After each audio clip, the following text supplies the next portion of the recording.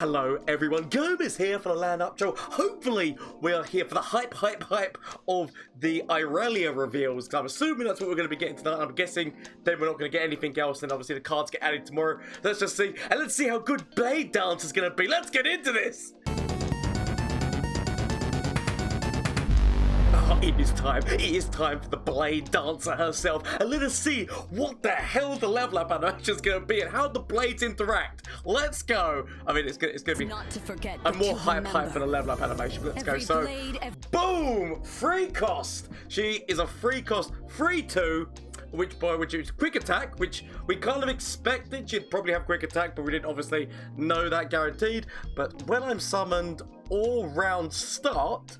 So when I'm summoned all round start, if you have the attack token, create a flawless duet in hand. I mean, I wonder, what do you mean? And her level up condition is 12 plus allies have attacked. So if we assume that, because we know that Blade Dance is apparently, it puts these blades into a free attack, they go forward. Potential synergies working obviously with Azir, because Azir, those blades going forward will also trigger Sand Soldiers going forward, meaning that allies are going forward, so it's helping get towards that. Technically, you could also go Shadow Owls in here. There's so many different things in Shadow Owls which summon multiple things like Blade Caretaker or whatever the hell else. There's so things that will summon and go into an attack.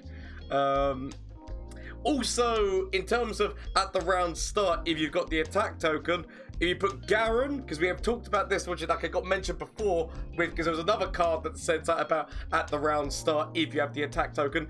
If you put Garen in and Garen levels, obviously Garen basically makes you rally immediately, meaning that you could get more of these flawless whatever the hell those flawless duets are, we can get more of them. So there's actually a lot of different synergies that could work in here. Now I want to see those blades and what's going to be happening with them. Oh, so right, so first of all, so Blade Dance, which we already found out yesterday, puts things. So this whole thing is, it does Blade Dance for 2. Okay.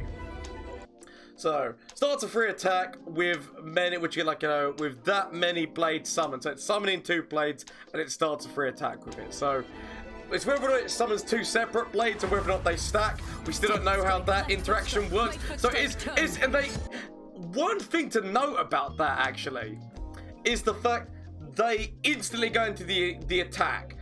What's important about that is the fact that people are wondering how this is going to operate. People are thinking, like, is it going to take up space on the board and then they go forward into the attack? Are they going to just stack, as I said? But obviously, they immediately go forward. And the thing with that means is that you could have a full board and still do this, and they're immediately going forward. And that's important, because obviously, normally, anything else would get burnt. I'm saying these things, but to be fair, we don't know, because there is 2 spaces, but the assumption is that they went straight into the attack, meaning that, because it is a free attack these things are going into, so I'm going to assume that it means that it doesn't matter if you've got a full board, these things still go forward, which is actually important and is actually powerful. They've only got 1-1 stat lines, obviously, but still that 1-1 stat line, if you were to play Von Yip, they would go up in, like, so that there are little, and obviously, in terms of summoning and things going forward, like, there is things you can make happen in PNC that could make that be a thing as well. So let's just go into this. That's just the level up, because it's helping her get closer and closer to that level. Okay. So then, I want to know what this spell is, because we haven't seen. I guess that's her champion spell. Okay, so we've already seen that one. We saw that one the other day, so that's the immediate Blade Dancer spell. So yeah, so the space on the board, so those 2 are immediately going forward, meaning that it doesn't matter how much space you've taken up on the board. And that is actually important. And especially when it comes to things like Field Musician, or the guy who we saw the other day, well, I can't think of his name right now, the one who every single time you summon, he gets +2 stats.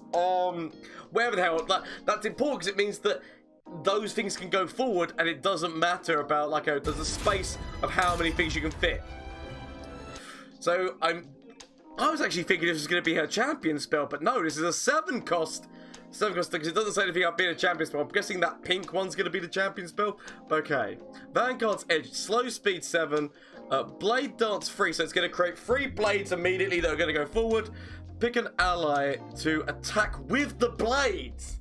So we already know that there's that unit that we got, the 8 cost, who will always go forward. Whenever blade dance happens and the blades are attacking, that elusive 3 attack unit is always going to be going forward, like when it's out. So you can pick somebody else to attack with them, and then it's all in the 3 attack, and you can go again. So I said, with a Azir, this actually puts a couple of things forward. Like, you could actually attack forward with the Sandcrafter or whatever they are, so that they make another thing on here, as well as obviously of Azir's there. Like, you could basically make a full board and another full board of attack, which is some devastating moves that can be done here. As well as this, oh crap. I will quickly catch up to where I was gonna say, also the amazing switcheroo move that they have. Bear in mind that is important. The switcheroo move that they have means that you can also switch anything with the blade, so you can make more attack happen. That's also an important thing to know. But to be fair, that switcheroo spell is the most devastating one. So, that goes forward. And, oh my god, this level up animation looks so cool! Why do all the level up animations look so cool right now? Like, they really need to go back to the first gen. They need to go back to the first gen and sort that out, because just that, oh, they all look so beautiful and pretty. And Teemo just like walks around like a fool. Right, I do apologise, my throat is a little bit hoo-da-foos. So, she goes up in those stats. When I'm summoned or round start, if you have the attack theme sheet, great, she already has that upon the theme sheet. But when allies attack, create a blade surge. And that just says, when allies attack, create a blade surge in hand. It doesn't say that you only are limited to 1. It's not got the words of what's her face's one, like Zoe's one, whereby if you've got one in hand, I can't think of the damn name right now, the super cool star chart. If you've got one in hand, it reduces, or even LeBlanc's one, who, as it says, when you've got one in hand, doesn't say that, unless obviously when we see Blade Surge itself, it might have it written on it. But right now it just says, when allies attack, create this, which should technically mean if you were to rally, if you were to use Scout, if you were to go with the blade attack, this should create a blade surge, right? Because it just says when allies attack, create a blade surge in hand.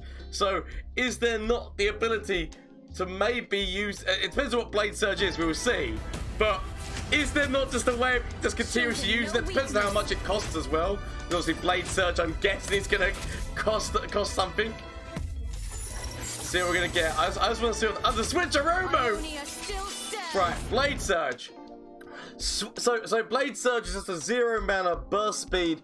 Swap Irelia with an ally. I'm not gonna lie, that's not what I thought the blade surge was gonna be. But blade surge is literally just go do the old switcheroo and put her in. It's not as powerful as I thought it would be, but it is still. It just says like swap around. So it's another swap move, which does mean that if she's being blocked, you can swap. Like, so that is still really powerful. I just want to point that out, because you can still swap her with somebody, just like, so if you wanted to get her damage in, or if you wanted to get someone else's damage in, like say a Swole Squirrel who's being defended, swap them around. So yeah, again, just all the swappy ones. It's so tricky, so tricksy. There's like, I love it. Ionia with these swap moves is going to be so stupid and fun to play with, because your opponent basically has to block everywhere because they don't know where the swap's going to happen, so it forces them into it. So just boom, swapping with that, therefore mean, yep, she still gets the attack in, so she saves her life and gets lethal. Oh my god, this is like another swap spell on top of the fact that they've already given a swap spell, and a swap spell for 0 cost as well. And that's every single time that you go forward, so thereby it does mean that Scout and Fimsy, you should get another copy of it. It does only work with her, so it's only going to be to swap Irelia around. It's just swap Irelia with somebody. So when you go into that Scout move, you could put her into that, or like vice versa, anything along those lines. But that's what it's doing for you. So it's not as overpowered as I thought. I thought it would be putting more blades out, which means that you'd basically be continuously getting her ability off. But there is, I said, Rally, Scout, and even Cataclysm. Cataclysm would make you create this as well. So there are actual synergies that can make this. So I mean, if you're using Cataclysm, I'm just trying to think, what is there anything else you would do that you would swap around here that would make sense? Probably not. But anyway, the point is that it's an option, right? So let's have a little look here and see whether or not there's any other cards, or actually even on top of here, because sometimes they post directly afterwards. Here we go. Okay. So we've already seen the champion, like an amazing champion. So this is the spell that we didn't get to see. So lead and follow, which is... Actually, no, it's not a spell. My God, the Irelia spell is actually the Vanguard's Edge that we saw in the thing. I really didn't think it would be, because bear in mind, 7 cost is a big amount to play for a champion spell. We found that with Lee Sin and Dragon Kick, because Dragon Kick actually used to be Lee Sin's spell, and he wasn't played that much. I mean, admittedly, he got a rework, his cost got taken down, and they changed his champion spell to one that worked more with him. But I'm saying... And a 7-cost champion spell is a lot to work with. So lead and follow, recall an ally, and create. So yeah, again, you can create more of these, which is just a blade dance for 2, which is helping you level her up, because you just got to have 12 allies have attacked. So I said there's actually a number of different synergies that you can do with her. Like I said, like Azir is the first one that comes to mind, but that doesn't just mean that he's the only one. Potentially you could run this in a ephemeral deck, because like you already know, this is the region which has Death Mark, which can remove a ephemeral from somebody and put it onto somebody else. So you could do this with ephemerals, and then the idea that the Chariot League could have the Chariot Shark continuously coming back, and so it's being more things that are attacking forward, as well as that there's so many different things you can summon with ephemerals.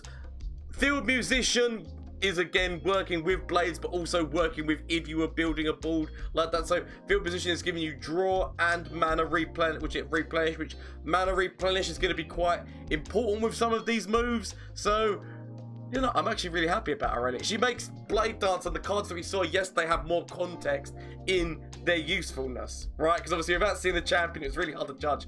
But she's actually a really good champion. That quick attack and just an additional swap move on her level up can be so powerful. Like, swap, you must never underestimate the power of a good swap. It allows you to get lethal in some places. So if you're attacking forward in some way that they can't defend, so if you've got elusive and they've got no way of attacking elusive, you can swap with the elusive. If you've got like just one thing that they're not gonna want to defend, you could do the swap. There's a stupid thing where you could say you can make an Undying deck and continuously swap to make sure that the Undying is the one who dies. But that would be stupid, but also genius. But because no one defends the Undying, so it forces them to have to defend the Undying, is what my point is there.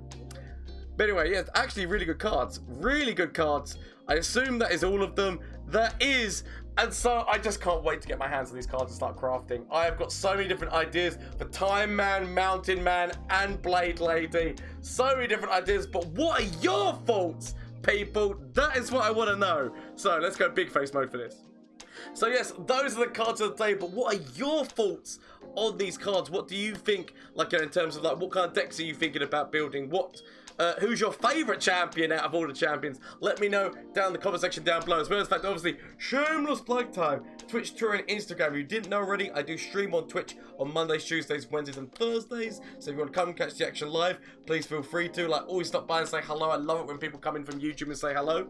Discord link down below as well. So if you want to get in there, the lovely community of people we're building, start talking about deck ideas, deck creations. Like, if you want to like hash out some ideas with somebody, there's always somebody in that Discord who's willing to help. Also in that Discord, on the 15th and 16th of this month, I'm going to be running a tournament whereby small cash prize and the champion can walk away with these lovely Twisted Fate cards on a little stand, as well as, like I said, like small cash prizes, and whoever comes to the memeiest lineup will get a special secret prize. So because it's a tournament just for fun and having good times and memes and whatnot. So if you want to get involved with that, yet again, Discord, and then I can lead you to where you need to go to, because most likely communication will be happening on that Discord on that. But honestly, thank you all so much for watching. This channel would be nothing without any of you guys watching and listening to this stupid curly-haired mustachio man's opinions. So thank you so much. I hope you have a great day, evening, night, or whatever it is for you. Until next time,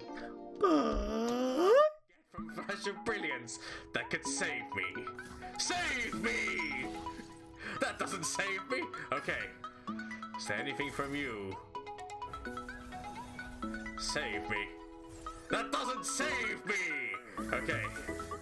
Get rid of this and get rid of this. Find something that can save me.